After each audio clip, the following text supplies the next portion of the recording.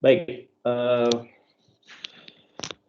hari ini kita masuk ke pembahasan tentang kalkulus variasi dan prinsip Hamilton. Jadi saya akan membahas dua topik ini atau dua bab ini menjadi satu bahasan saja ya. Jadi saya gabungkan saja pembahasannya ya, yaitu pembahasan kalkulus variasi ya,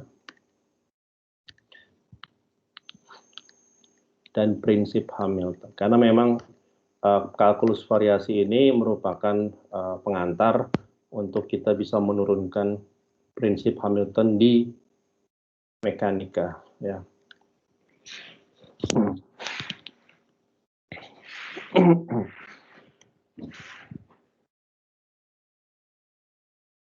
Semuanya sudah mendapatkan pembahasan tentang prinsip Hamilton belum?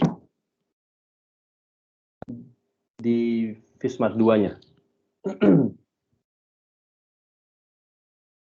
Kalau sudah ya. Kalau yang sama saya tentunya ya tidak perlu menjawab ya, karena saya sudah menyinggung ya. Tapi yang bukan sama saya, bisa saya tahu sejauh mana agar saya bisa menyamakan mungkin mulai ininya pembahasannya.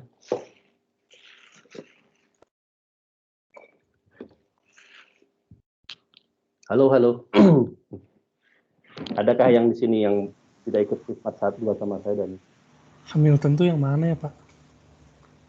prinsip Hamilton yang mana? Ada lupa gitu. Lagrange, apakah sudah pernah dibahas? Oh, udah sih. Samaan Euler atau Euler Lagrange? Euler saja atau Euler Lagrange? Udah Euler Lagrange. Oh, oke, ya itu namanya prinsip Hamilton. Oh iya. Oke, saya rasa ini suaranya cukup mewakili ya, karena saya tidak mendengar suara yang lain. Jadi karena itu Anda sudah cukup, bukan cukup ya, Anda sudah pernah mengenal lah ya pemahaman ini. Jadi saya cukup mereview tidak secara detail saja.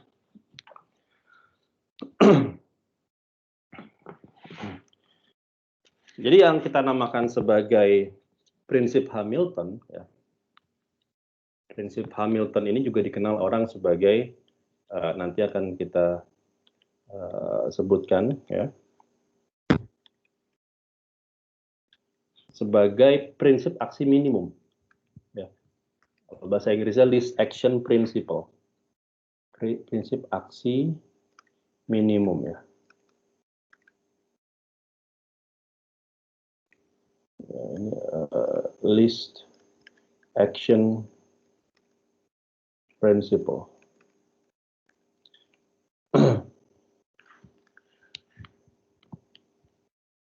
Adalah penerapan ya, aplikasi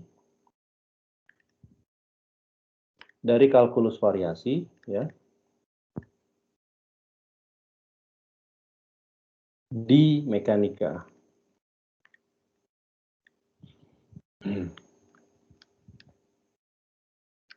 Jadi kita akan membahas dulu prinsip atau apa yang dinamakan sebagai prinsip variasi, atau orang juga sebutkan kalkulus variasi. Jadi calculus of variations, mungkin juga di literatur lain Anda menamakannya adalah variational principle ya. Sebenarnya kurang lebih sama ya. Dan kalkulus variasi ini sejatinya adalah merupakan prinsip tentang optimisasi ya.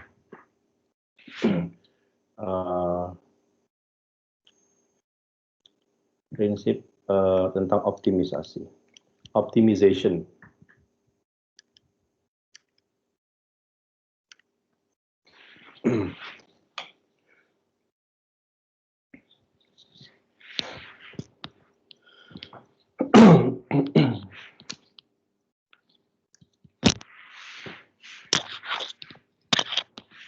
Baik, mungkin saya akan masuk mulai dengan mereview tentang kalkulus variasi ya.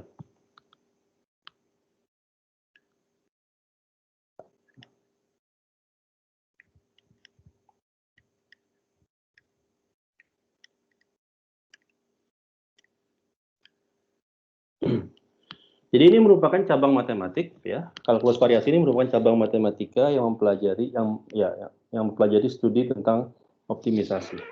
Inti dari kalkulus variasi adalah jika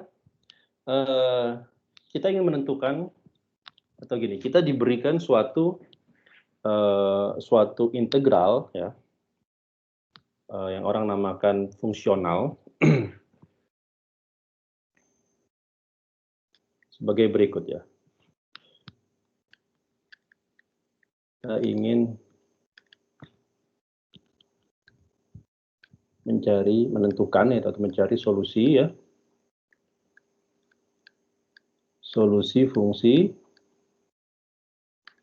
Nah, saya akan membahas kalkulus variasi untuk satu variabel dulu, ya. Nanti setelah itu saya akan generalisir untuk yang multivariabel. Nah, untuk memudahkan saya akan mereview yang satu variabel. Jadi satu variabel fungsinya adalah satu fungsi sembarang, ya, fungsi y. Y ini bisa apapun, tidak hanya berupa posisi, ya. Dan y ini bergantung pada satu variabel bebas, fungsi x. Dan x juga tidak harus berupa posisi, ya. Sedemikian rupa, ya, sedemikian hingga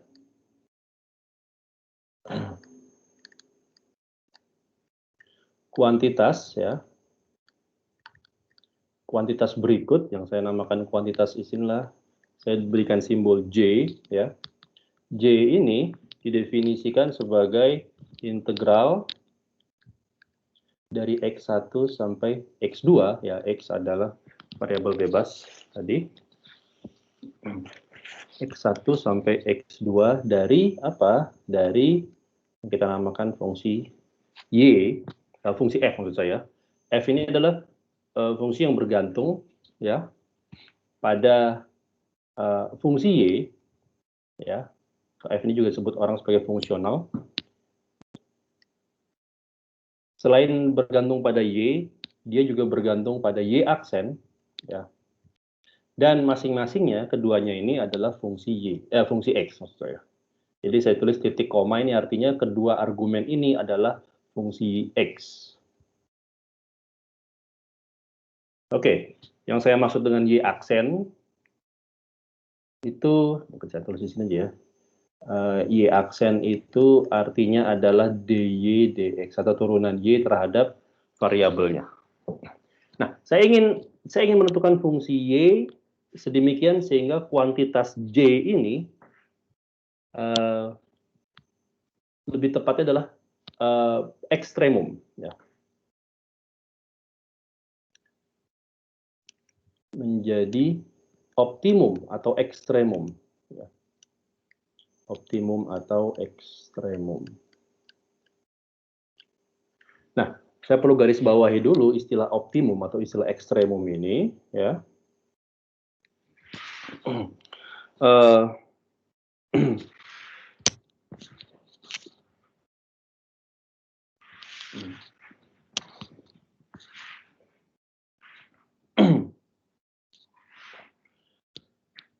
Optimum, ya, atau istilah lainnya ekstremum, jadi sama saja, itu sinonim, ya. Saya mungkin akan menginterchange, akan menggunakan keduanya secara bergantian, ya. Jadi kalau saya gunakan kadang optimum, kadang ekstremum itu artinya sama, jadi tidak usah bingung. Nah, optimum itu bisa bermakna dua, ya. Bisa bermakna minimum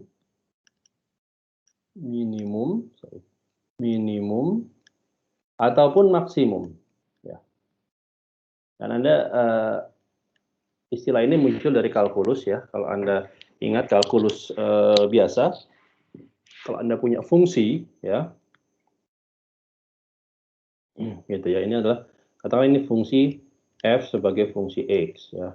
Ini sumbu sananya adalah sumbu x.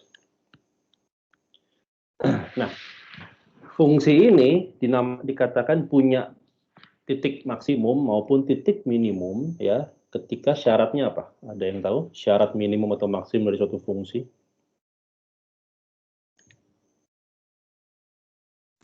Turunan pertamanya 0. Turunan pertamanya 0 atau gradiennya 0, ya. Nah, gradien 0 itu kan bisa didapat di titik yang maksimum. Ini yang kita namakan titik maksimum. Sorry, jadi mungkin saya pertukarkan aja posisinya ya. Titik ini maksimum.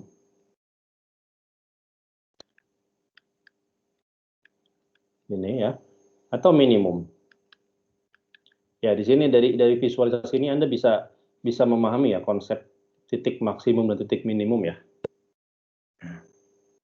Keduanya ini syaratnya sama, yaitu adalah df dx di titik x sama dengan x min ya, atau x sama dengan x max ya.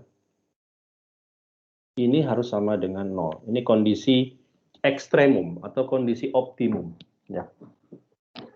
Jadi istilah ekstremum ini dari matematik ya, ekstremum itu bisa berarti maksimum atau minimum. Nah, optimum itu mungkin istilah yang lebih bernuansa sosial ya, bernuansa kehidupan sehari-hari ya. Sehari-hari kita ingin mengoptimumkan sesuatu gitu ya.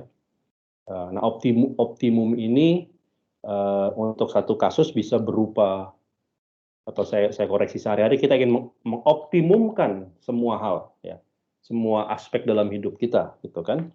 Kalau di Fismat 2 saya memberi contoh bahwa sejak Anda bangun pagi sampai Anda memejamkan mata untuk tidur lagi di malam hari, secara konstan dan refleks Anda selalu mengoptimumkan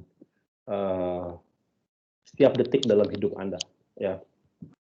Mengoptimumkan itu adalah Anda selalu membuat keputusan, mengambil keputusan di antara berbagai pilihan yang paling Anda anggap paling terbaik ya. Dalam satu kasus, optimum itu bisa berarti maksimum. Anda ingin memaksimumkan kebahagiaan Anda ingin memaksimumkan kenikmatan yang Anda terima, Anda ingin memaksimumkan keuntungan yang Anda dapatkan ya. Dalam kasus lain, optimum ini bisa berarti minimum. Anda ingin meminimumkan cost atau pengeluaran yang Anda lakukan, Anda ingin meminimumkan penderitaan yang Anda terima gitu ya. Anda ingin meminimumkan kerugian yang Anda derita dan lain sebagainya. Jadi keduanya itu masuk dalam klasifikasi optimum, dan itu yang selalu Anda lakukan ya setiap detiknya. Ya kan? Sebagai makhluk rasional, Anda selalu melakukan itu. Tidak ada manusia yang selama dia rasional dan selama dia masih sehat ya, artinya tidak gila. Tidak ada manusia yang tidak melakukan optimisasi di setiap detik dalam hidupnya. Setiap keputusan Anda itu berdasarkan punya motivasi rasionalitas.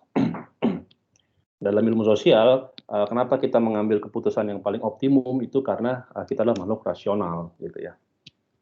Nah, matematika, kalkulus variasi itu mempelajari formalisme optimisasi seperti itu. Nah, ini sekedar gambaran singkat mengenai konsep optimum ya, yang bisa kita ambil dari kalkulus. Nah, jadi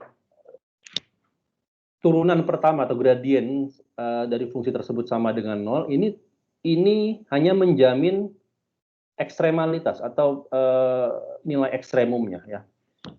Dia tidak memberitahukan kita tentang apakah ekstremumnya itu maksimum atau minimum ya. Untuk tahu apakah titik ekstremum itu adalah titik maksimum atau titik minimum, kita perlu melangkah ke turunan kedua ya. Kondisi maksimum itu ditentukan dari turunan kedua d kuadrat f dx kuadrat lebih kecil dari 0, sedangkan yang minimum itu adalah d kuadrat f dx kuadrat lebih besar dari 0 ya. Ini titik optimum ya, dan ini cara kita menentukan apakah optimum tersebut maksimum atau minimum. Sampai sini ada pertanyaan sejauh ini? Nah, kembali ke kalkulus variasi ya. Yang ingin kita tentukan sebenarnya adalah optimum ya. Dan nanti ketika kita terapkan di prinsip Hamilton, ya, prinsip Hamilton itu juga secara lebih precise-nya, secara lebih tepatnya dinamakan prinsip aksi yang ekstremum atau prinsip aksi yang optimum. Ya.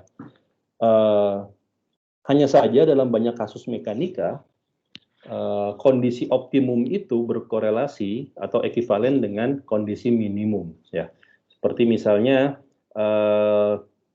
di prinsip Hamilton kita ingin meminimumkan selisih energinya, ya, atau Lagrangiannya, ya kan? Atau misalnya di kasus prinsip Fermat kita ingin mencari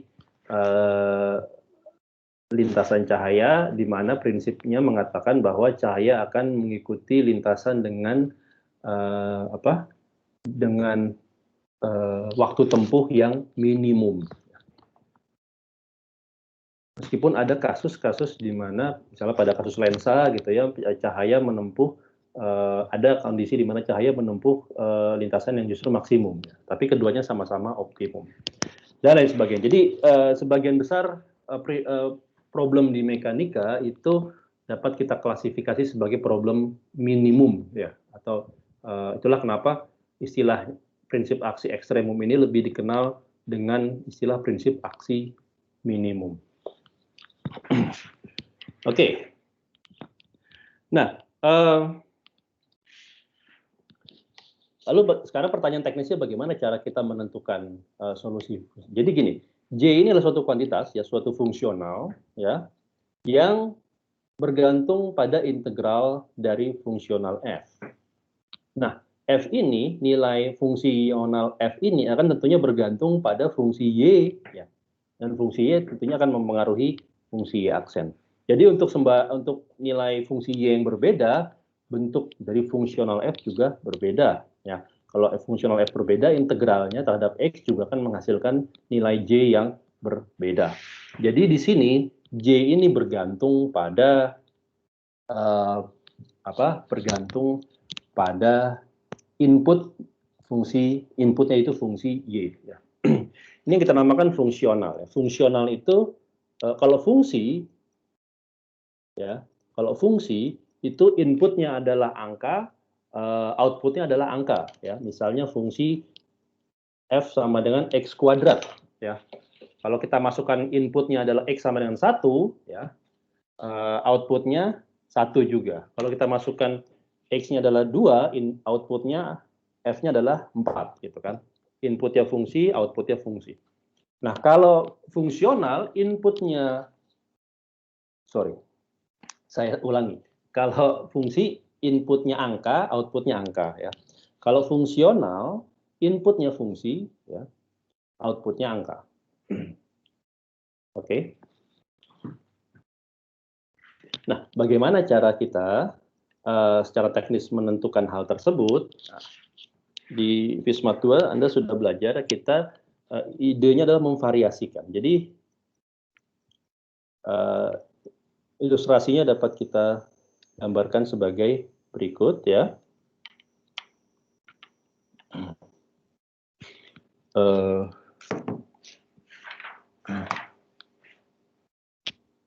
Jadi ini adalah y, ya. Ini adalah x-nya. Jadi di sini adalah ruang fungsi y, ya. Titik x1 itu di sini, ya. Titik x2 itu di sini. Jadi tadi kan problemnya kita ingin meminimumkan atau mengoptimumkan kuantitas integral j, ya, di mana j ini adalah integral f yang dievaluasi dari titik x sama dengan x1 sampai x sama dengan x2, ya. Jadi dari sini sampai situ, ya kan. Nah, fungsi yang bisa kita tarik atau fungsi yang berinterpolasi dari x1 ke x2 ini kan secara prinsip ada banyak, ya, ada tak terhingga banyaknya fungsi yang bisa kita gambarkan berinterpolasi dari titik x1 ke x2, ya kan. Dan masing-masing fungsi tersebut menjadi input dari fungsional f, akan ketika kita integralkan akan menghasilkan nilai j yang berbeda-beda. Kita ingin mencari mana di antara nilai j tersebut yang paling optimum. Oke, saya bisa bayangkan ada tak berhingga banyak lintasan atau ada terhingga banyak bentuk fungsi yang bisa saya gambar yang berinterpolasi dari X1 ke X2. Misalnya seperti ini, ya, Y1 gitu ya. Ada lagi seperti ini, ya, ini Y2, ya. Mungkin juga Anda bisa berpikir lebih liar, seperti ini, ya, ini Y3, ya. Dan seterusnya, ya. Anda bisa gambarkan seliar apapun imajinasi Anda tentang fungsi yang bisa Anda gambarkan, tapi yang tentunya mereka harus berawal di titik X sama dengan X1, ya, dan berakhir di titik X sama dengan X2, karena itu syarat batas yang kita impose, yang kita tentukan. Nah, di sini kita mengasumsikan, kalkulus variasi mengasumsikan adanya satu solusi, ya, atau eksisnya satu solusi yang dimana ada nilai Y, ya, saya gunakan warna hijau tua, ada nilai Y yang merupakan nilai yang benar. Jadi saya namakan ini Y0. Y0. Nah, Y0 ini adalah nilai yang benar. Nilai yang benar itu artinya nilai yang meminimumkan J-nya. Ya. Jadi Y0 ini adalah solusi. Itu yang kita cari. Ya. Itu yang kita cari. Ya. Solusi dari fungsi Y. Ya. Jadi Y0 ini adalah solusinya. Ya. Nah, itu kita asumsikan eksisnya suatu nilai, suatu fungsi Y0 yang merupakan solusi. Ya. Jadi di antara tak berhingga kemungkinan fungsi yang bisa kita gambarkan, ada satu fungsi yang benar, yaitu Y0. Nah, maka idenya dari kalkulus variasi adalah kita mengekspansi fungsi-fungsi lain itu di sekitar Y0. Ya. Jadi idenya variasi itu, kenapa muncul istilah variasi? Karena sekarang kita mengekspansi, misalnya Y1, itu dapat saya tulis, ya, Y1 dapat saya tulis sebagai Y0, gitu ya, fungsi X, ditambah, nah, ditambah dengan apa? Ditambah dengan variasi, ya. Variasinya apa? Misalnya di sini saya tulis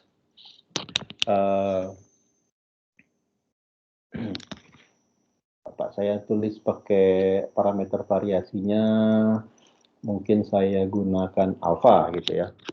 Saya gunakan alfa dikalikan eta 1x. Nah, alfa ini adalah parameter variasi dan eta 1 adalah fungsi variasi, ya. Jadi Y1 ini adalah fungsi yang bergantung pada x dan alfa, ya. Ya, Y2 juga, Y2 misalnya dia adalah dapat saya ekspansi di sekitar Y0, ya. Ditambah alfa gitu ya. Dikali eta 2, ya. Dan seterusnya. Artinya secara umum saya bisa menuliskan YI X, alfa ini sebagai Y0 X ditambah alfa eta I X. Oke. Sebentar ya, saya mau mengangkat telepon dulu. Oke.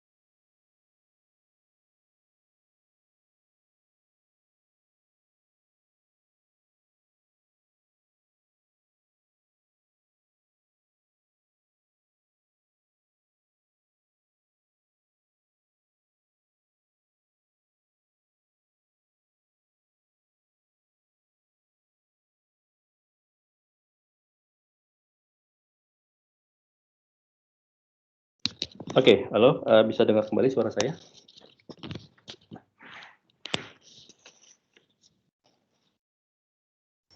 Ya sudah, Pak. Siap. Oke, baik. Jadi saya lanjutkan ya. Idenya adalah masing-masing fungsi ini merupakan variasi dari fungsi yang benar ya, di mana y(i) untuk x, alfa sama dengan 0 itu tereduksi menjadi y0 ya. Nah di sini idenya kita mengekspansi masing-masing fungsi tersebut. Nah karena sekarang kita menggantungkan fungsi tersebut pada parameter alfa ya, pada parameter variasi, maka Anda akan lihat ketika fungsinya dimasukkan ke sini ya dan diintegralkan terhadap x, maka parameter alfa tetap ya, karena ini tidak diikuti integralkan. Maka Anda lihat J ini adalah fungsi dari parameter alfa ya.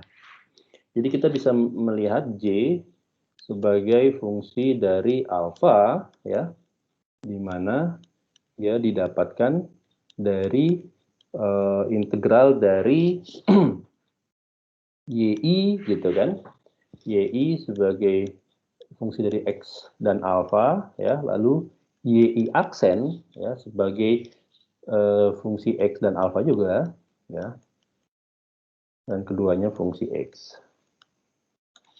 Nah maka nilai J ini adalah kita bisa meninjau J ini sebagai fungsi alfa, dan di situ kita bisa mencari nilai J mana yang ekstremum ya. Dalam banyak kasus J-nya ini akan menjadi minimum. Jadi Anda bisa bayangkan ini J gitu ya, ini alfa. Saya menggambar sembarang fungsi saja yang untuk menunjukkan gitu ya. Bisa jadi seperti ini gitu ya. Nah, di sini kita bisa mencari titik J yang ekstremum ya, di sini atau di sini ya. Kedua-duanya itu dikondisikan atau diberikan dari kondisi DJ D alfa ya, di set alfa sama dengan 0, ini sama dengan 0 ya. Oke. Nah, jadi inilah kondisi ekstremum yang akan kita terapkan. Oke, kita coba masukkan aja. Berarti sekarang kalau saya turunkan J terhadap alfa, apa yang saya dapat? Karena turunan ini terhadap alfa, sedangkan integral terhadap x, maka saya bisa bawa masuk turunannya ke dalam integral. Ya. Ini dapat saya tuliskan seperti ini ya. Oke, ya ini saya tidak tulis argumen dari f-nya, sudah dipahami ya. Nah ini apa? Ya, karena f ini adalah fungsional dari multivariabel, Anda lihat f ini fungsional dari y dan y aksen. Dan nanti kita akan meninjau bahwa y-nya ini bisa jadi punya lebih dari satu derajat kebebasan. Jadi ada n buah fungsi y yang ingin kita tentukan, gitu ya. N buah fungsi y yang ingin kita tentukan. Nah, maka f ini kita tinjau sebagai fungsional multivariabel. Maka turunan dengan aturan rantai saya bisa menuliskan sebagai berikut ya. Do f dia fungsional dari y, maka ini turunkan terhadap do y(i) ya. Di sini do y(i) do alfa. Lalu do f do y i aksen, karena f juga bergantung pada y aksen. Dan di sini do y i aksen do alfa. Integral dx.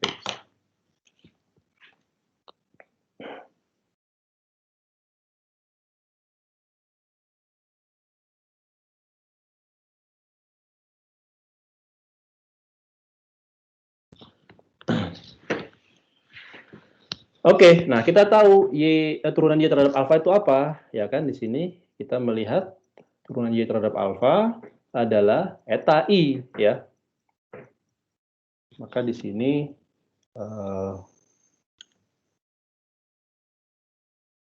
ini adalah eta i. Lalu apa ini? Turunan dari y aksen terhadap alfa.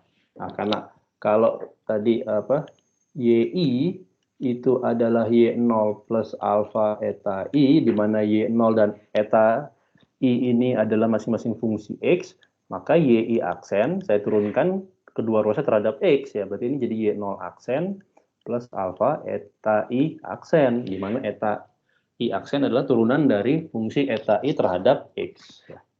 Jadi ini menjadi eta I aksen. Oke. Saya lanjutkan. Jadi di sini saya punya do F, do Y, I aksen.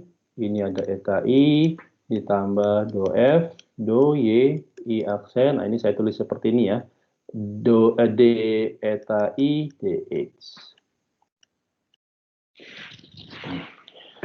Kalau saya lakukan integral masing-masing sukunya, Anda lihat di suku kedua ini, saya bisa tuliskan ya, saya bisa tuliskan untuk ini dengan aturan Leibniz untuk turunan sebagai berikut ya. D per dx dari do F do Y I aksen dikalikan eta I ya. Ini suku pertama dikurang D per dx dari do F do Y I aksen. Jadi D per dx ini hanya bekerja pada do F do Y aksen di suku keduanya. Nah, ini semua dikalikan dengan eta I, ya kan? Ini cuma aturan Leibniz aja ya.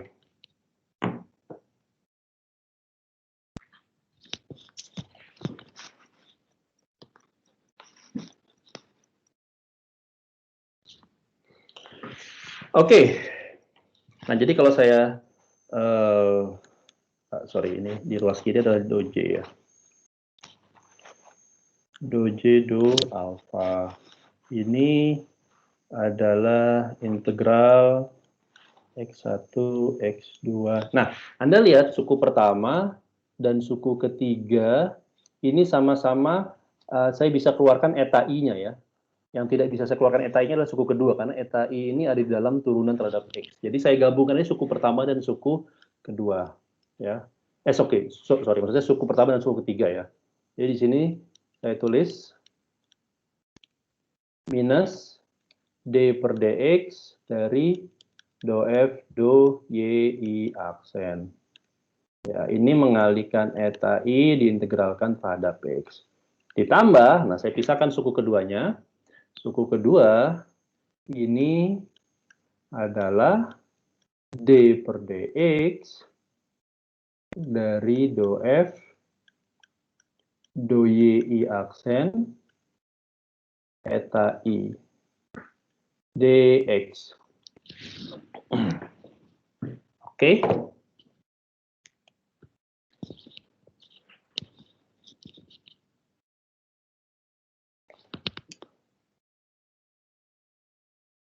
Sampai sini ada pertanyaan? Nah, Anda lihat suku terakhir itu.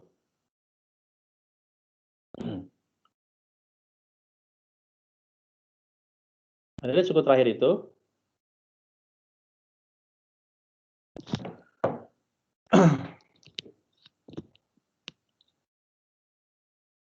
D per dx dari sesuatu diintegralkan terhadap dx ya. Dengan aturan rantai, suku ini bisa diubah bentuknya menjadi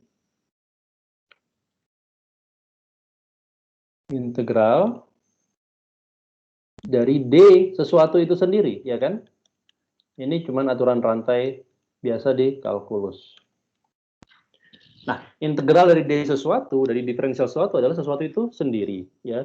Jadi ini kalau saya teruskan, saya lanjutkan integral untuk suku ketiga ini saja, ya. Ini dapatnya adalah, ya berarti sesuatu itu sendiri, ya. Do F, do Y, I aksen dikalikan eta I. Dievaluasi pada X sama dengan X1 sampai X sama dengan X2. Ada yang tahu hasilnya apa?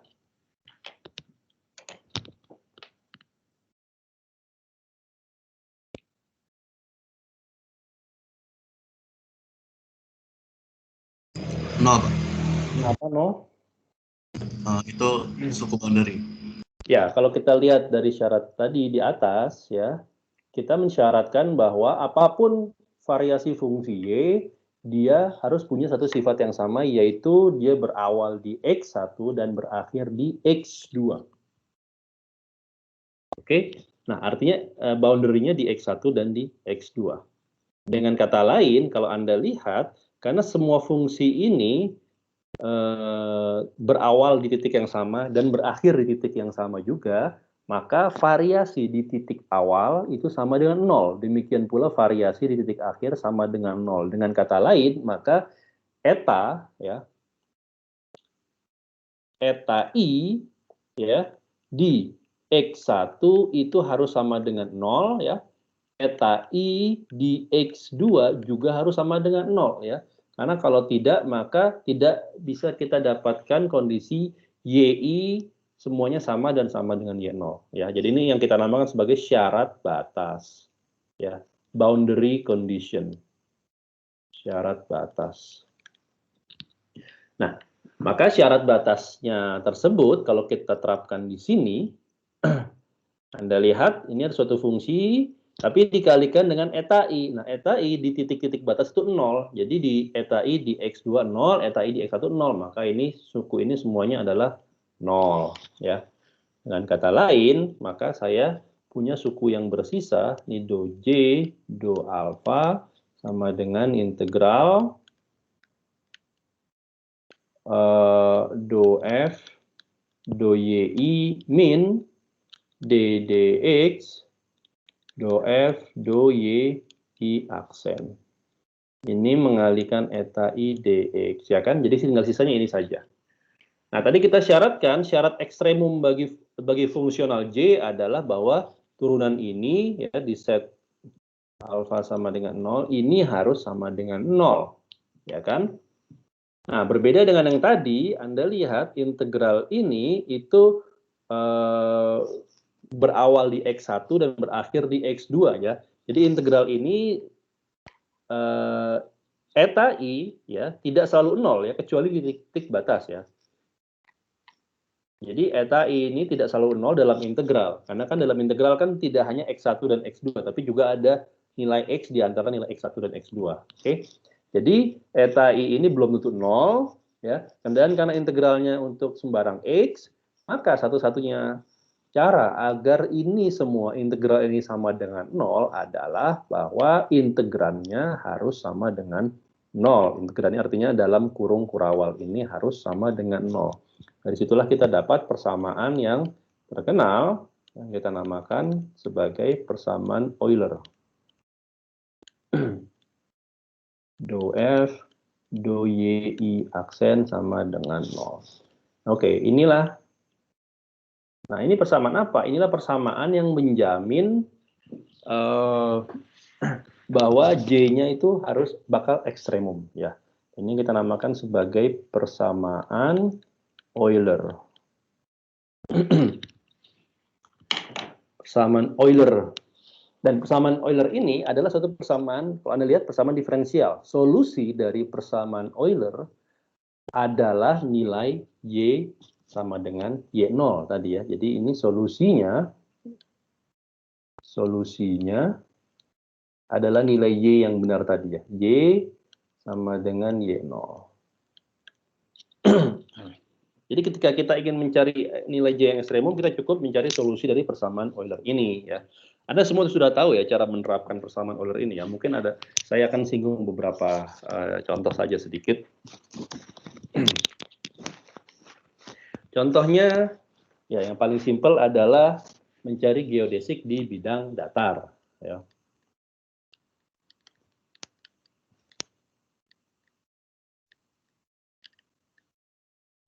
Oh ya, mau ngomong,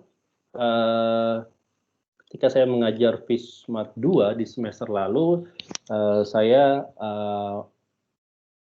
punya kumpulan videonya yang playlistnya yang saya tulis, yang saya kumpulkan dalam satu folder sendiri. Anda bisa cek di channel saya, ya. Judulnya apa? Judul foldernya Fisika Matematika 2. Nah, di situ di bagian pembahasan tentang kalkulus variasi, saya jelaskan panjang lebar lebih detail tentang kuliah kalkulus variasi ini dan juga contoh-contohnya ya. Jadi saya tidak akan membahas kembali apa yang sudah saya bahas panjang lebar di situ. Anda bisa mengakses video-video tersebut ya untuk bahan pelajaran. Jadi misalnya di sini saya akan membahas geodesik di bidang datar. Di video Fisika Matematika 2, saya juga membahas mengenai geodesik di permukaan silinder, geodesik di permukaan bola, ya, dan lain sebagainya. Jadi di sini saya akan membahas, mereview bahasan-bahasan yang sudah saya bahas, dan ini secara sederhana saja. Jadi geodesik, apa itu geodesik? Geodesik ada yang tahu?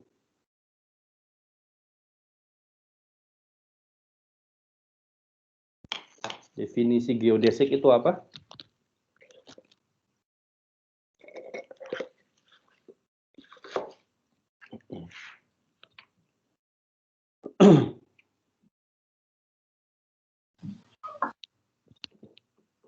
Jarak terpendek di antara dua titik. Jarak terpendek di antara dua titik.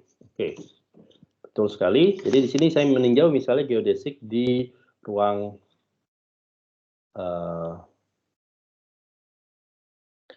dua dimensi. Ya.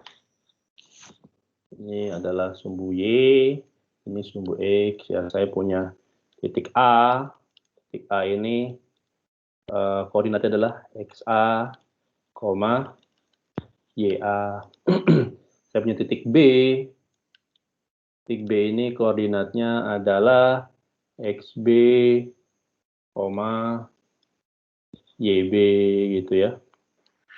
Nah, saya ingin mencari apa jarak terpendek yang bisa saya tempuh dari titik A ke titik B ya.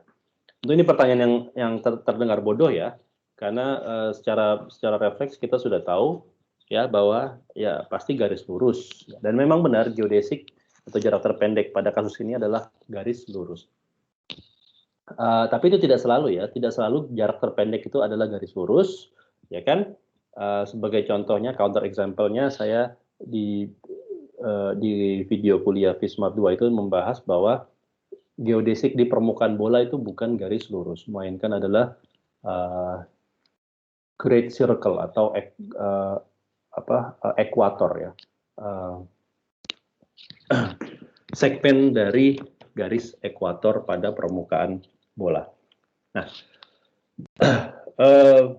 yang kedua, meskipun ini trivial, tapi kita juga perlu membuktikan ya, kenapa, apakah benar garis lurus seperti persangkaan kita ya, kita perlu pembuktian matematisnya ya kan. Nah, di sini saya coba buktikan dengan prinsip atau dengan persamaan Euler ya. Prinsipnya adalah saya bisa menggambarkan tak berhingga kemungkinan garis yang bisa saya tarik dari titik A ke titik B, ya kan? Saya bisa menggambarkan garis lengkung, saya bisa menggambarkan kurva yang mungkin sinusoidal antara A dan B gitu ya, atau kurva yang tidak beraturan ya. Tapi saya asumsikan bahwa di antara semua itu ya ada satu fungsi yang benar yang menghubungkan antara titik A dan B. Ceritanya saya belum tahu bahwa fungsi tersebut adalah garis lurus ya. Jadi ini fungsi sembarang saja ya, Y0 ini. Nah, kalau titik A dan titik B ini dekat, maka kita bisa menentukan jarak antara A dan B ya. Saya definisikan jarak itu sebagai S ya. Jadi delta S ya. Delta S kuadrat dengan Pitagoras itu sama dengan delta X kuadrat ditambah delta Y kuadrat ya. Atau ini sama dengan XA minus XB atau sebaliknya ya. Mungkin XB minus XA ya, sama saja karena dikuadratkan, ditambah YB minus YA kuadrat. Nah, kalau saya ambil limit delta X dan delta Y-nya itu 0, artinya saya meninjau kasus di mana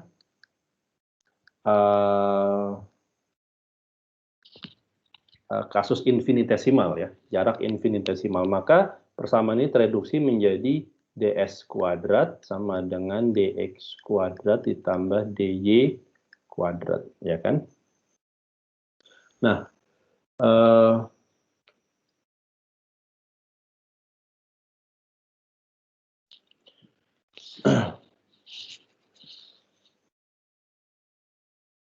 delta S ya, atau ini adalah jarak ya, panjang lintasan dari A ke B atau jarak lintasan dari A ke B itu kan ditentukan dari integral ds, ya kan? Nah, integral ds ini berarti adalah integral dari akar dx kuadrat ditambah dy kuadrat. Ya. Oke, jadi sebelum saya lanjutkan, saya perlu kembali ke persamaan Euler ya. Tantangan terbesar dari menerapkan persamaan Euler adalah memodelkan problem yang kita temui sehingga kita bisa mengidentifikasi apa fungsional f-nya ya dan apa y yang ingin kita cari. Itu tantangan terbesarnya ya, dan itu memang tugas sebagai seorang fisikawan dimanapun Anda akan bekerja ya.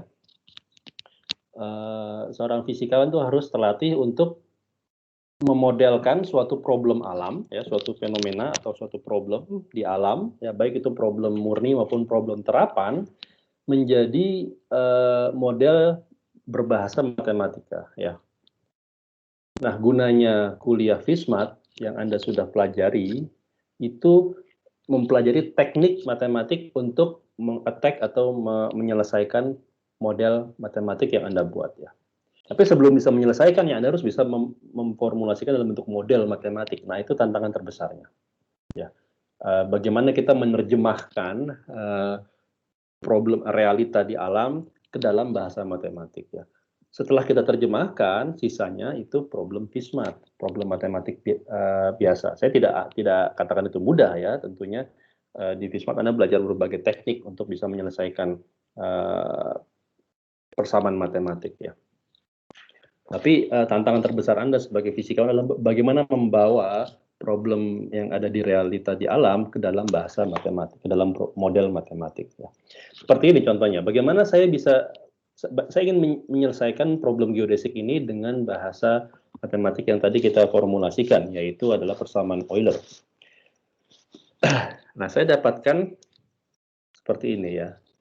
Jadi di sini saya menerjemahkannya sebagai berikut, bahwa panjang lintasan itu adalah delta S, ya kan, didapatkan dari integral ds. Nah, ds itu didapatkan dari akar dx kuadrat plus dy kuadrat. Jadi kita lihat untuk fungsi yang berbeda-beda, delta S-nya akan berbeda-beda juga. Jadi di sini kita ingin mencari delta S yang paling minimum, delta S yang paling pendek. Itulah geodesik ya.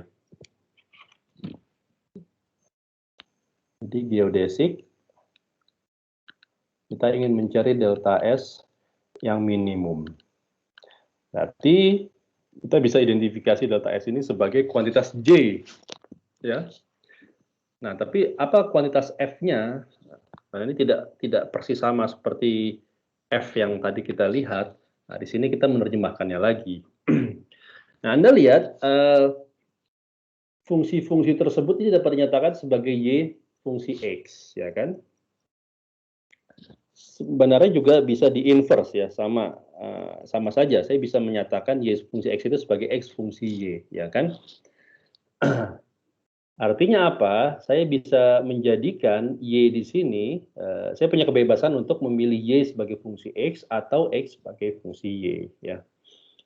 Saya akan mencoba memilih Y sebagai fungsi X. Jadi di sini delta S dapat saya tulis sebagai integral, saya keluarkan Y-nya, maka ini menjadi, saya keluarkan dy kuadrat ya maksud saya, ini jadi dx kuadrat maksud saya, 1 plus y aksen kuadrat dx, ya, di mana y aksen adalah dy dx, ya, jadi saya keluarkan dx kuadratnya dari akar. Nah, dengan bentuk ini maka saya sudah bisa mengidentifikasi fungsional f-nya, yaitu akar 1 plus y aksen kuadrat. Jadi mencari delta S yang minimum itu ekivalen dengan mencari y yang memenuhi persamaan Euler di mana F-nya adalah ini, gitu ya. Di mana F-nya adalah akar 1 plus Y aksen kuadrat. Coba kita terapkan persamaan Euler-nya. Do F, do Y. Kita lihat F di sini hanya bergantung secara eksplisit pada Y aksen, tidak pada Y. Ya.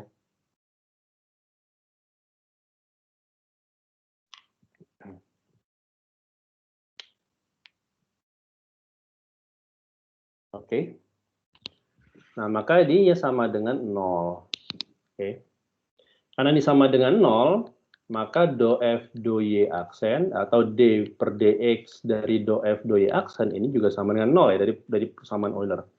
Maka konsekuensinya do F do Y aksen ini sama dengan konstanta. Konstanta saya namakan saja K, ya kan? Saya namakan saja K. Nah, di sisi lain, do F do Y aksen ini apa sih? Kalau saya turunkan ini terhadap Y aksen, saya dapat Y aksen per akar 1 plus Y aksen kuadrat. Ya, ini sama dengan K, ya kan? Nah, seperti yang saya katakan tadi, tantangan terbesar adalah bagaimana kita mendapatkan bentuk ini, karena dari ini adalah model matematik dari problem geodesik. Ya. Sisanya adalah matematik biasa saja. Ini adalah problem, Anda lihat, persamaan diferensial yang Anda sudah pelajari di FISMAT.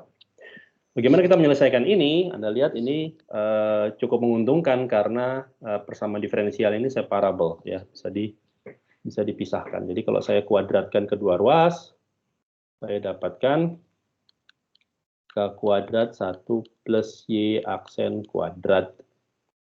Atau 1 min K kuadrat dari Y aksen kuadrat ini sama dengan K kuadrat. Oke, kalau saya akarkan lagi, ini jadi, Anda lihat, K per akar 1 min K kuadrat plus minus ya.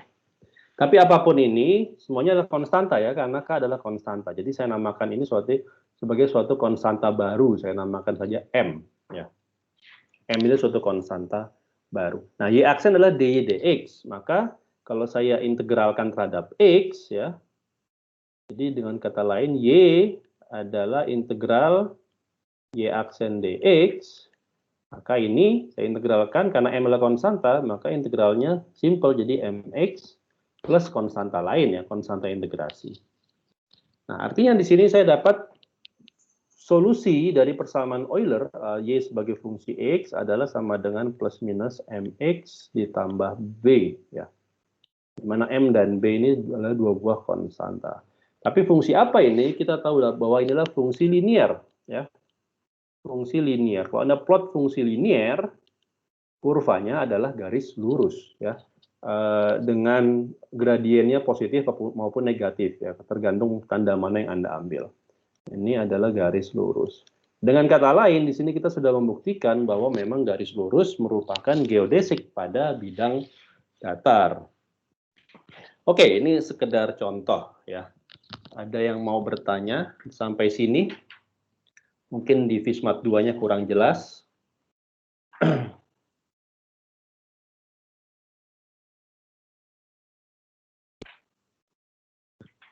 Jelas ya? Oke.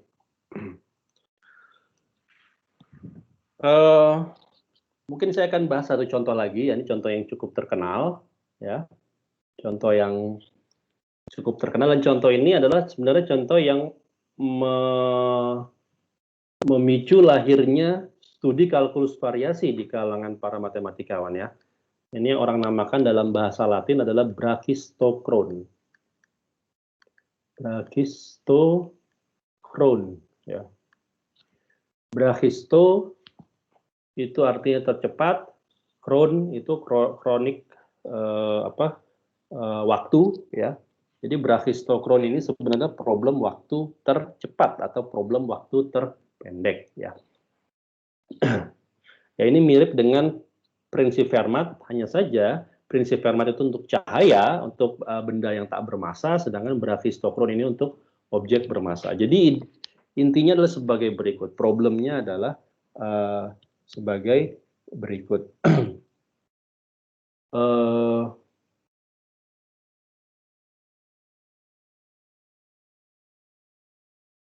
Ini mungkin oke. Saya bikin seperti ini aja ya.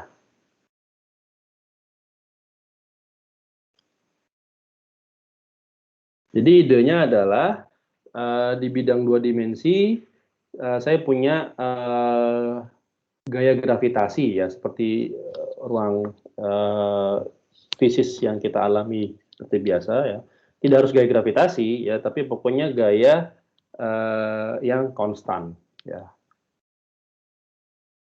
Misalnya contohnya gaya gravitasi atau gaya berat maksud saya.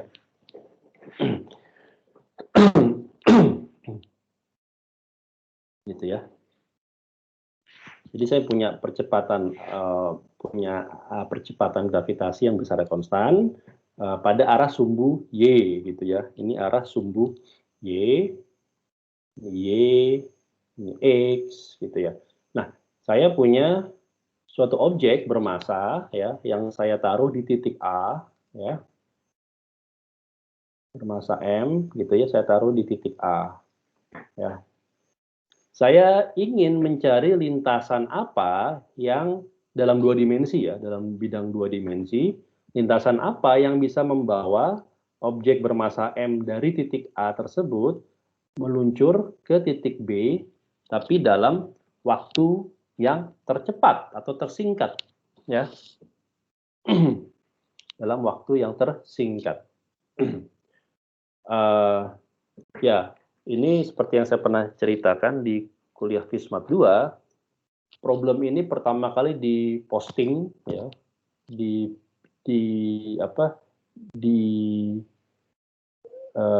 ditulis oleh Bernoulli ya. Johann Bernoulli ya. Anda tentu mengenal Bernoulli dari mekanika fluida ya, atau di persamaan diferensial juga ada persamaan Bernoulli ya. Dia seorang matematikawan Swiss.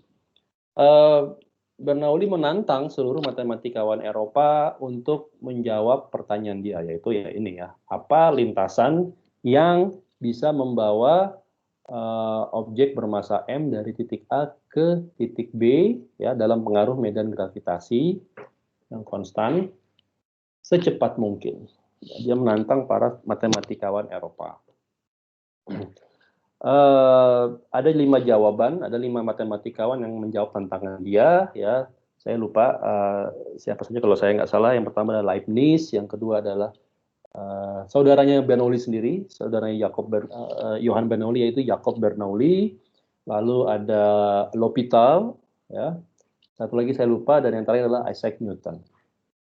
Isaac Newton dikabarkan mengerjakan ini dalam semalam saja. Ya. Dia dapat problem ini sorenya, dia kirim hasilnya paginya. Dan kelimanya menjawab dengan benar. Ya.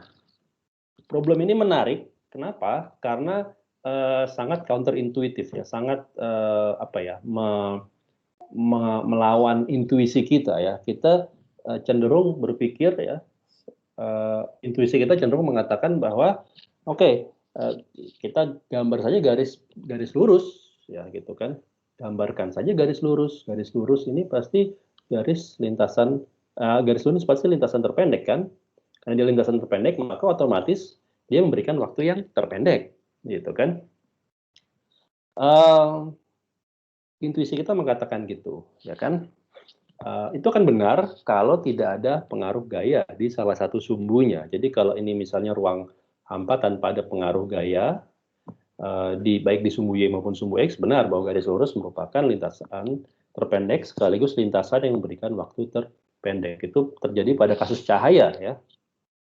Tapi ketika kita punya pengaruh medan atau pengaruh gaya di salah satu sumbunya, problemnya menjadi tidak setrivial itu, ya kan? Ada gaya tarik pada satu sumbu sehingga garis lurus ini menjadi bukan fungsi yang optimum untuk memberikan lintasan dengan waktu tempuh tercepat. Jadi ini memang counterintuitif ya. Kita cenderung menjawab garis lurus, tapi ternyata itu tidak tepat. Nah, bagaimana caranya? Ya ini mungkin sudah dibahas, tapi tidak ada salahnya saya sedikit menyinggung ini untuk merefresh ingatan kalian. Nah, sama seperti di kasus sebelumnya, kita perlu memodelkan dulu, kita perlu menyatakan problem ini ke dalam model matematik ya. Oke, di sini saya asumsikan bahwa tidak ada gesekan, tidak ada hambatan ya antar di ruangan 2 dimensi ini, jadi tidak ada gaya gesek. Sehingga di sini hukum kekekalan energi mekanik berlaku ya. Hukum kekekalan energi mekanik bahwa energi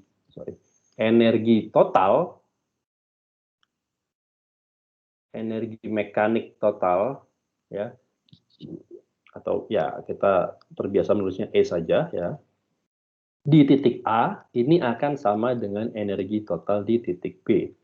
Energi total di titik A itu diberikan oleh energi kinetik, saya simbolkan dengan T, dan energi potensial, saya simbolkan dengan V. Ya. Sedangkan energi total di titik B, saya simbolkan dengan sama energi kinetik TB plus VB. Ya. Nah, oh ya, saya lupa memberikan syarat awalnya bahwa massa ini digulirkan dari kondisi V-nya sama dengan 0. Jadi V0-nya sama dengan 0. Jadi tidak ada kecepatan awal ya.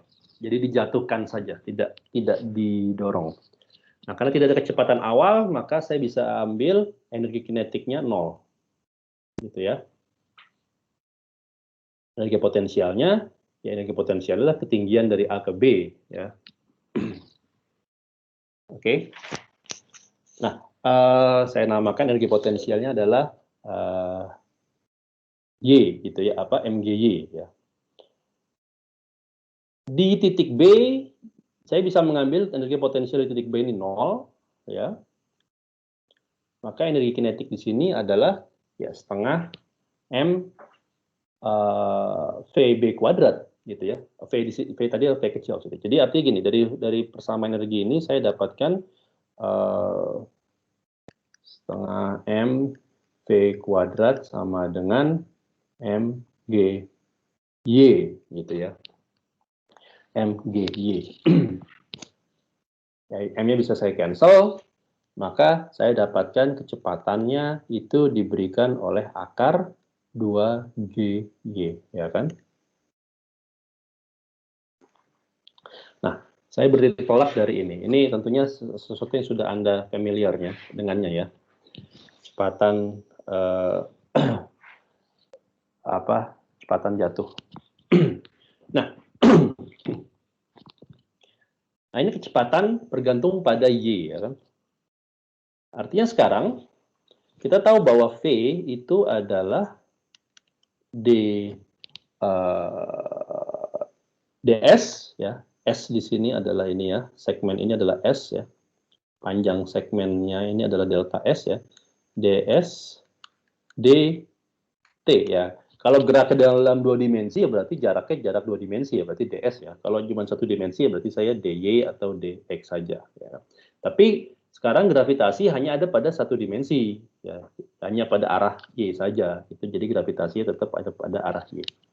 Nah, V sama dengan ds dt. Dari sini saya bisa dapatkan bahwa dt ini sama dengan ds per V.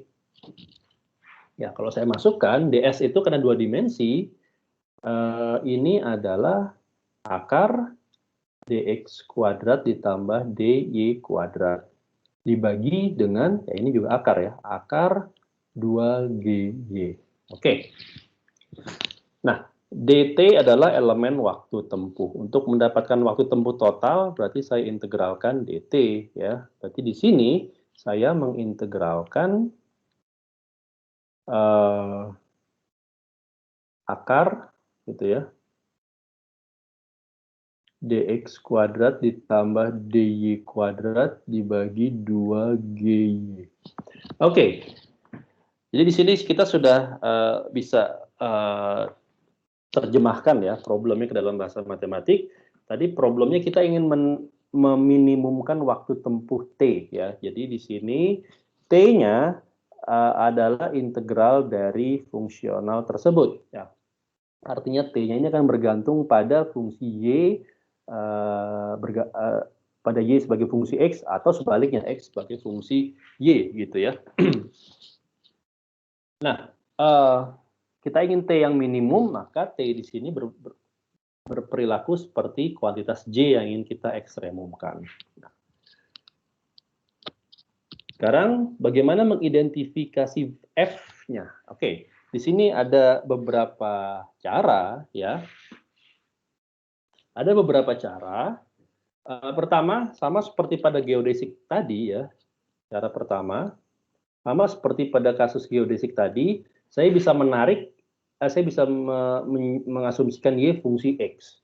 Jadi dengan kata lain, saya bisa identifikasi integralnya ini sebagai berikut. Oke, seperakar 2G itu kan konstanta ya, jadi saya tidak perlu pusingkan dia di dalam integral, saya keluarkan aja seperakar 2G, ya, dia tidak berefek apapun terhadap terhadap kuantitas fungsionalnya ya.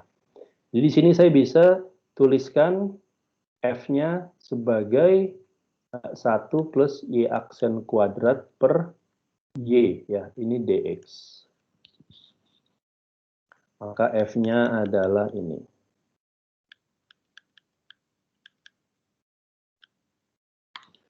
Boleh, tidak ada masalah, ya. Tapi gini, kalau saya milih seperti ini, maka Anda lihat sekarang F-nya bergantung secara eksplisit bukan hanya pada Y aksen, tapi juga pada Y. Ya. Jadi kalau pada kasus geodesik tadi, ada keuntungan yang kita dapatkan karena fungsional F-nya itu tidak bergantung secara eksplisit pada Y, hanya pada Y aksen ya dari bentuknya. Sehingga do F do Y sama dengan 0. Dari situ saya bisa mengidentifikasi bahwa do F do Y aksen adalah konstanta. Ya. Itu tidak terjadi pada pemilihan cara satu kita di kasus brachistochrone ini, ya kan? Karena F-nya fungsional dari Y dan Y aksen. Artinya do F do Y ini juga tidak sama dengan 0, ya. Ya nggak apa-apa, tapi jadi persamaan Euler-nya akan menjadi lebih complicated aja. Itu bisa kita kerjakan dalam bentuk seperti itu, tidak ada masalah. Gitu. Tapi saya akan mengambil cara yang lebih lebih simple dengan apa? Dengan mengeksploitir kebebasan X dan Y yang seperti saya katakan tadi, ya kan? Tadi di awal di kasus geodesik saya katakan bahwa saya punya kebebasan untuk menjadikan Y sebagai fungsi X atau menjadikan X sebagai fungsi Y, ya kan? Karena fungsi itu kan inverse ya. Y sebagai fungsi X dapat saya inverse sebagai X adalah fungsi Y. Jadi saya bebas menentukan mana sebagai fungsi yang mana. Nah, cara dua itu kan saya mengelaborasi teknik kebebasan tersebut. Jadi alih-alih menganggap X sebagai Y sebagai fungsi X, saya akan mengambil X sebagai fungsi Y, gitu ya. Jadi di sini saya tulis integralnya adalah saya ambil di sini apa ya? 1 plus X aksen kuadrat per Y, gitu ya. Nah, ini integral terhadap Y. dy. Oke. Nah, jadi di sini F-nya adalah akar dari 1 plus X aksen kuadrat per Y, ya. Di mana X aksen adalah dx dy, ya. X aksen adalah dx dy. Oke, apa bedanya Pak? Tetap bentuknya dalam bentuk akar seperti ini. Ya, tapi kalau bicara yang pertama, F ini adalah fungsional dari Y dan Y aksen, di mana Y dan Y aksen adalah fungsi dari X. Maka di cara kedua ini, fungsional F bergantung pada X dan X aksen, di mana X dan X aksen adalah fungsi Y. Jadi saya balik ya, saya inverse.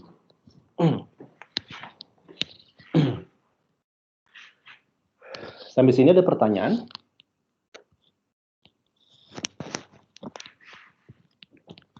Nah, kalau fungsional F-nya seperti ini, maka persamaan Euler-nya itu seperti yang tadi sudah kita turunkan ya. Do F, do Y gitu ya, min D per dx, do F, do Y aksen sama dengan 0.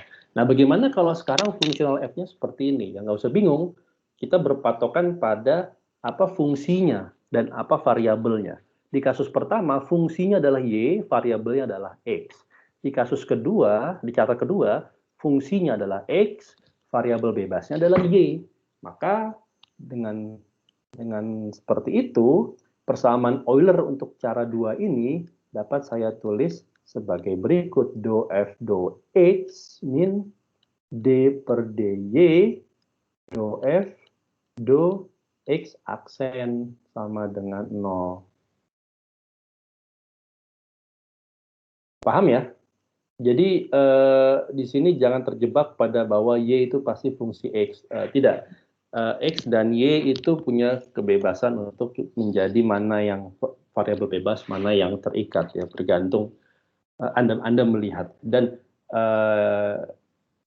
kecakapan kita memilih mana yang variabel bebas dan mana yang terikat untuk kasus-kasus yang berbeda itu akan membantu kita menyelesaikan masalah dengan lebih mudah.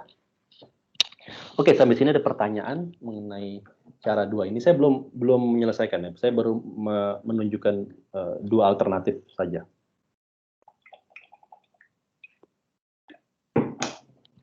Ada pertanyaan? Nggak ada. Oke.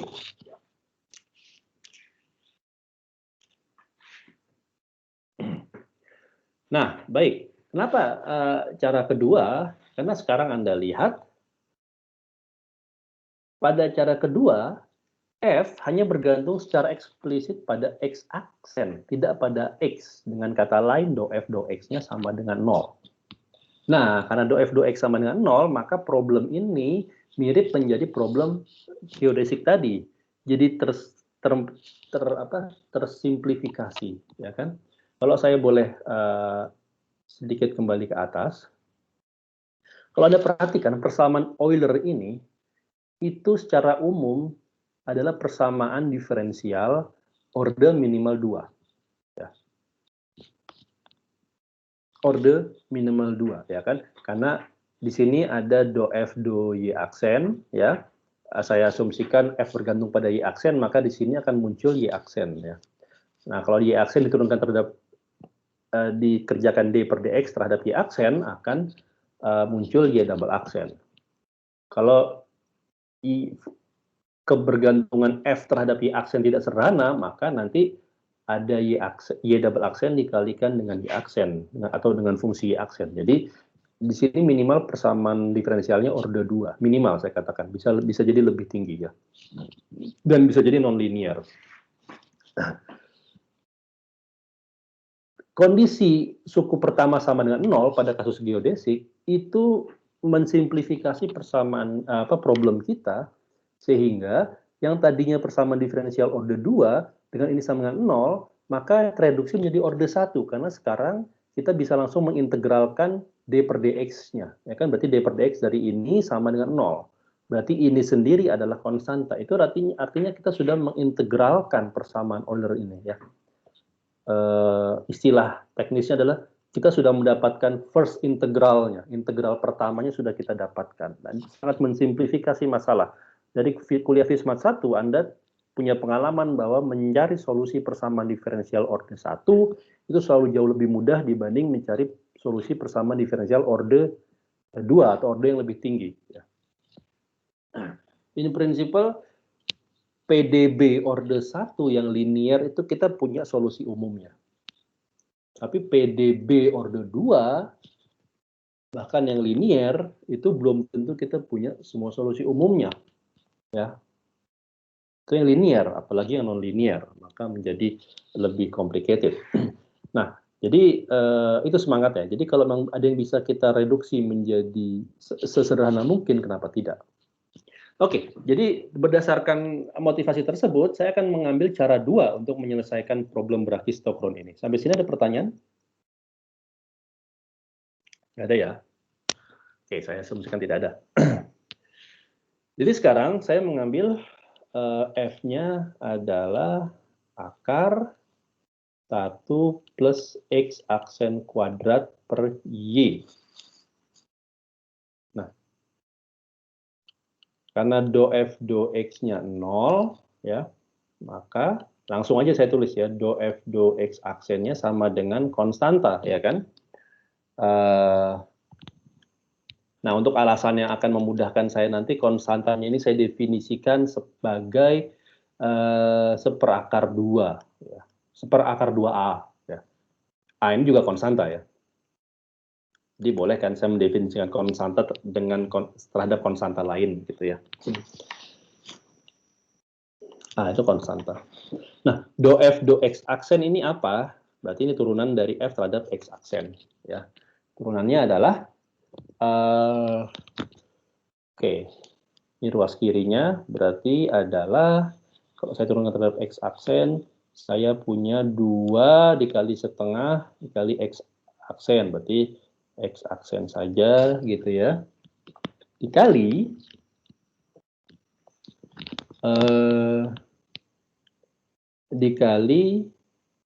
akar gitu ya, dikali akar, dalamnya masih ada Y, dikali 1, dibagi akar, Y dikali 1 plus X aksen kuadrat, ya kan? Ini sama dengan seperakar 2A.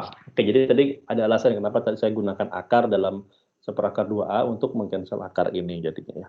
Nah, ini bisa saya kuadratkan kedua ruas, saya dapatkan X aksen kuadrat per Y kuadrat kali 1 plus X aksen kuadrat ya. Akarnya hilang, di sini juga akarnya hilang, jadi 1/2A saja. Nah, Anda lihat ini persamaannya menjadi tersederhanakan menjadi persamaan diferensial yang separable. Kalau saya kumpulkan yang X aksen di satu ruas saja, ya, maka di sini saya punya 2AX aksen kuadrat sama dengan Y kuadrat plus Y kuadrat X aksen kuadrat. Maka di sini saya punya 2A minus Y gitu ya, dikali X aksen kuadrat, ini sama dengan Y kuadrat. Oke, Anda lihat ini separable ya. X aksen adalah dx dy. Maka saya bisa tuliskan ini ya, X aksen ya, yang dimana X aksen adalah dx dy sebagai Y per akar 2A minus Y ya, kuadrat. Sorry ya benar, akar ya. Ada yang salah? Ada yang salah nggak?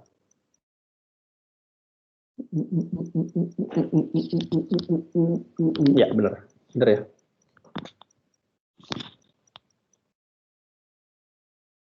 Ada yang salah nggak? Ini kan Y kuadrat 2A min Y ya, oke. Pak, bukannya itu harusnya 2A min Y kuadrat ya? Oh ya, oke. Terima kasih ya. Ini 2A min Y kuadrat, betul. Tadi saya merasa ada yang kurang tepat.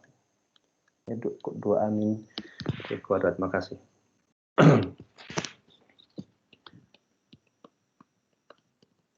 Ada lagi nggak yang salah? Benar ya?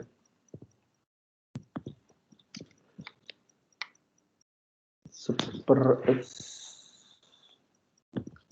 Saya merasa masih ada. Oh, tunggu. Oh, enggak, benar. Ini adalah Y ya, bukan Y kuadrat ya. Jadi ketika dikuadratkan, ini jadi bukan Y kuadrat, ini Y, mohon maaf. Ini Y, belum benar. Tapi jadi di sini bukan Y kuadrat. Oke, saya koreksi ya. Ini Y, ini Y. Oke. Benar ya? Ini kan dari akar Y kan, bukan Y. Jadi kalau dikuadratkan Y-nya jadi pangkat 1. Oke.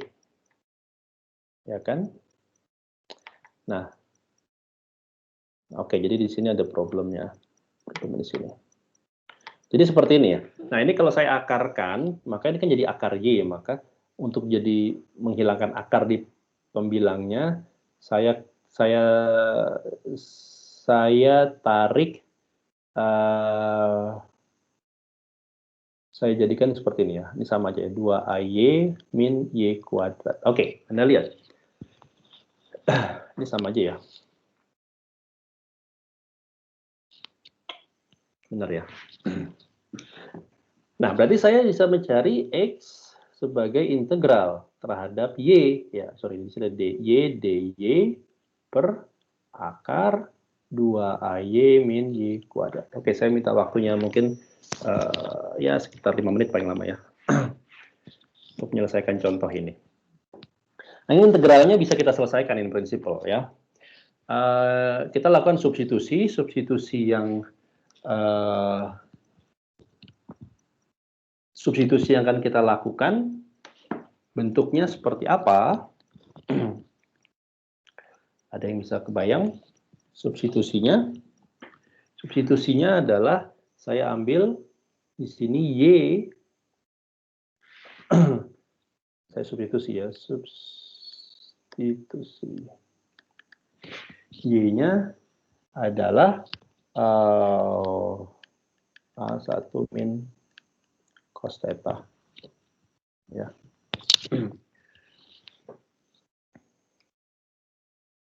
Kalau Y-nya seperti ini, maka dy-nya, Anda lihat dy-nya hanya konstanta, maka ini menjadi min cos theta diturunkan terhadap theta, jadi plus sin theta ya. A sin theta d theta, gitu ya. Nah, kalau saya masukkan Y dan dy ini ke dalam integral, maka oke, mungkin saya sederhanakan dulu. Di sini ada, kalau seperti ini, maka Y kuadratnya adalah A kuadrat dikali 1 min cos theta dikuadratkan. Kalau saya kuadratkan langsung, ini menjadi apa? Min 2 cos theta plus cos kuadrat theta, gitu ya. Nah, 2A dikali Y itu sama dengan 2A dikali Y ini menjadi 2A kuadrat min 2A kuadrat cos theta. Nah, 2AY dikurang Y kuadrat, berarti yang ini dikurang yang itu. Yang bawah dikurang yang atas gitu ya. Saya akan dapatkan 2AY dikurang Y kuadrat, itu hasilnya adalah ada A kuadrat gitu ya. 2A kuadrat cos theta-nya cancel ya. Jadi A kuadrat dikurang A kuadrat cos kuadrat theta, yang tiada lain daripada A kuadrat sin kuadrat theta. Kalau kita akarkan, kita dapat A sin theta. Nah, itulah kenapa substitusi ini menjadi mensimplifikasi problem, karena sekarang integralnya menjadi apa tadi? A dikali 1 min cos theta dikali A lagi, saya tulis A kuadrat sin theta d theta dibagi dengan A kuadrat sin theta. Cancel sinus theta-nya ya. A kuadrat juga cancel. Jadi, saya tinggal mengintegralkan 1 min cos theta. Ini integralnya sederhana. Integral adalah theta. Cos theta diintegralkan apa? Cos theta diintegralkan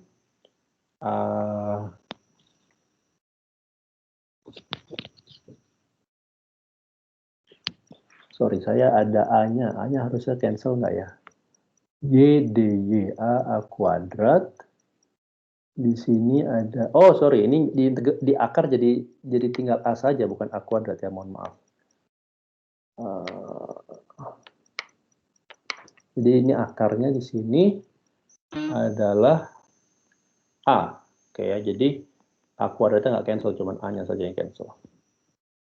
Jadi di sini saya punya A, theta, integral dari min cos adalah apa? Min sin ya. Integral dari cos adalah sin. Maka integral dari min cos adalah min sin. Min sin theta ya, plus konstanta. Oke, jadi saya sudah dapat solusinya ya. Solusinya di sini adalah X sama dengan A theta min sin theta ya. Saya ambil konstanta 0 aja. Nggak apa-apa saya tuliskan. Y-nya adalah A 1 min cos theta. Inilah solusi lintasan yang memberikan waktu tempuh tercepat bagi partikel bermassa m tersebut untuk bergerak di bidang 2 dimensi dalam pengaruh gaya gravitasi. Nah, ini kan fungsinya parametrik ya. Parametrik artinya X dan Y saya nyatakan sebagai fungsi theta. Saya bisa balik, saya bisa inverse ya, saya bisa nyatakan X sebagai fungsi Y atau Y sebagai fungsi X in principle ya. Caranya gimana? Ya, kalau Anda lihat dari sini, dari Y ya, dari Y itu kan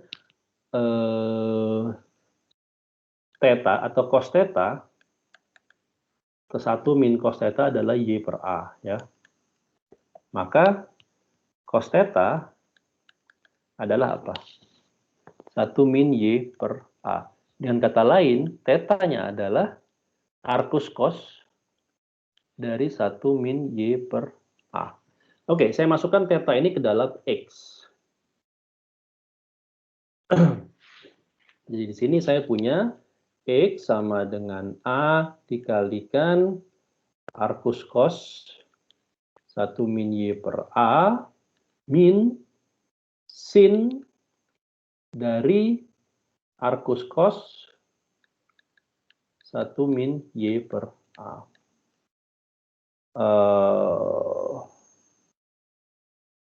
Plus C. Ya, ini kita bisa sederhanakan lebih jauh ya. Kalau cos-nya seperti ini, maka sin-nya seperti apa? Anda lihat kalau cos-nya adalah ini, maka sin theta itu kan berarti kan akar dari 1 min cos kuadrat theta ya. Maka kalau cos-nya adalah 1 min Y per A, cos kuadratnya adalah 1 min Y per A dikuadratkan. Ya, itu adalah 1 min 1 ya, plus, ya kan minnya dibuka gitu ya. Atau mungkin minnya ditutup aja dulu. Di dalam kurung maksud saya, 1 min 2Y per A plus Y kuadrat per A kuadrat. Ya. Jadi ini cancel satunya. Maka saya dapatkan persamaannya adalah sin theta-nya adalah 2Y per A dikurang Y kuadrat per A kuadrat. Oke. Jadi sekarang saya sederhanakan bentuknya adalah X sebagai fungsi Y gitu ya. Adalah A dikali arcus cosinus min akar 2Y per A min Y kuadrat per A. Ya. Plus konstanta. Oke, inilah fungsinya ya. Sama saja ya. Fungsi parametrik maupun fungsi inverse ini ekuivalen ya. Nah, pertanyaan adalah, kurva apa yang dideskripsikan oleh fungsi ini? Anda sudah tahu inilah kurva cycloid ya. Anda bisa cek di internet, di Wikipedia atau di YouTube banyak sekali pembahasan mengenai kurva cycloid sebagai solusi Brachistochrone ya. Cycloid ya. Cycloid itu kalau saya boleh gambarkan secara kasar ya, itu kurva yang melengkung ya, tidak persis sama seperti parabola ya. Jadi melengkung seperti ini. Kurang lebih ya. Jadi saya katakan ini counterintuitif. Kenapa? Karena ternyata solusi yang solusi lintasan yang memberikan waktu tempuh minimum adalah lintasan yang lebih panjang dari lintasan terpendek. Ya. Tapi memang itu berlaku karena adanya satu gaya pada satu arah ya. Oke, sampai sini ada pertanyaan. Mungkin saya stop sampai sini dulu karena kita masih punya 4 minggu. Jadi ya mungkin saya akan ini baru sekedar mereview saja mengenai kalkulus variasi. Ada pertanyaan sampai sini?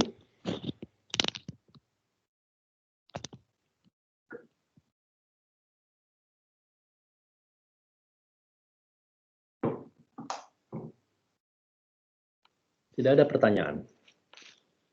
Oke, sorry saya. Oke.